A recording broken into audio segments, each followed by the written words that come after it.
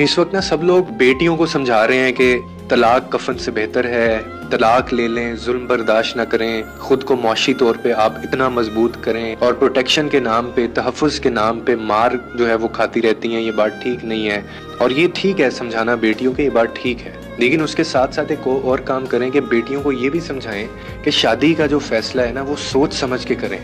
क्योंकि इंटरनेट के ऊपर ये जो दोस्तियां हैं ना और या ये जो शादियां, ये बिल्कुल सेफ नहीं है।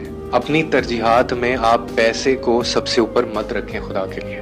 पैसे की खातिर आप ज़हनी मरीजों की दूसरी, तीसरी या चौथी बीवी मत बने। ये भी समझाएं उनको। अगर कोई शख्स आपको पसंद आ जाता है तो उसको अपने वालिदैन से मिलवाएं, उनकी अप्रूवल लें, उनको इन्वॉल्व करें, उनका जो भरोसा है वो जीतें। कभी भी कोर्ट मैरिज मत करें क्योंकि कोर्ट मैरिज का कोई वाली वारिस नहीं होता।